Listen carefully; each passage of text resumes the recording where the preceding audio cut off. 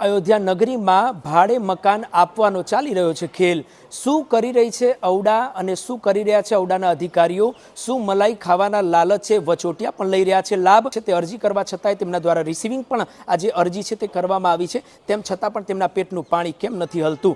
શું આ મલાઈ તમામ સુધી પહોંચે છે અથવા લાગભાગથી આ આવાસની અંદર કામ ચાલે છે? ઉપલા અધિકારીને નથી ખબર કે નીચલા અધિકારી કયા પ્રકારનો કાંડ કરી રહ્યા છે કે પછી આ પ્રકારનો ધંધો ચાલી રહ્યો છે? સ્થાન પછી તેનું ભાડું ખાઈ રહ્યા છે અને સ્થાનિકો અહીંયા ભાડવાતોના નીચે દબાઈ રહેવા મજબૂર બની રહ્યા છે। આવું અમે નથી કહી રહ્યા, પરંતુ આ તમામ સ્થાનિકોનો આ પ્રકારનો આક્ષેપ છે।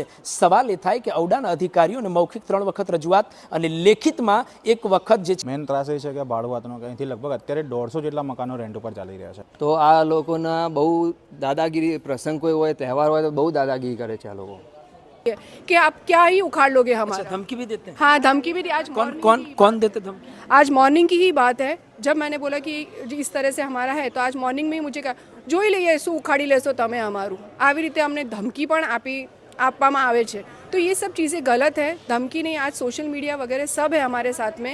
आप जो भी कर रहे हैं गलत ही कर रहे हैं। ये सब लेके औड़ा के मकान आप किराए पे नहीं दे सकते, और दलाली खाने का अगर इतना ही शौक चढ़ा हुआ है आप लोगों को, तो आप अपना मकान किसी को भी दे दीजिए। एनी पर औड़ा बराबर कार्यवाही करे, एना अधिकारीओ एना पर पगला ले અને જે મકાનો ભાડે આપેલા છે એમને રૂઢિચુસ્ત પ્રમાણે સીલ કરવા જ જોઈએ। अच्छा, एक भी वक्त के मकान में गरीबों को लगने चाहिए मकान, तो ऐसे लोगों को लग गए हैं। एक पोस्ट ऐसी मिल गई है, मैं नाम नहीं लेना चाहूँगी, बट पोस्ट ऐसी मिल गई है, तो उसका यूज़ गलत किया गया है, उस पोस्ट का यूज़ गलत किया गया है, और यहाँ पे सबको रेंट पे दिया गया है मकान।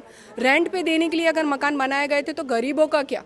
आज आपके पास इतना पैसा था कि आप लोग कर सकते थे दूसरी जगह पे, राइट? आपके पास मकान भी है, सब कुछ है, फिर भी आपने किराए पे दे दिया और आप दलाली खा रहे हो और हमें धमकी दी जाती है। संप्राप्त जमीन पर हाथ धरवामां आवेल होय फाळवणी लेनार पोजेशन तारीखથી 7 વર્ષ સુધી अन्य कोई व्यक्तिने ભાડે કે અન્ય રીતે ઉપયોગ વપરાશ માટે તબદીલ કરી શકશે નહીં। જે વ્યક્તિને ખરેખર જરૂર છે એ લોકોને જ મકાનની ફાળવણી થયેલ છે। હવે એમને નથી જરૂર એ મકાનની, તો પછી એને સીલ કરી દેવા જોઈએ। હા, આને એક કૌભાંડ જ કહેવાય, કારણ કે આ ઉડાઓને આપણે જાણ કરીએ તેમ છતાં પણ જો ઉડાના કોઈ પણ અધિકારીની અહીંયા સરપ્રાઇઝ ચેકિંગ નથી કરતા, કોઈ ઇન્ક્વાયરી કરવા નથી આવતા।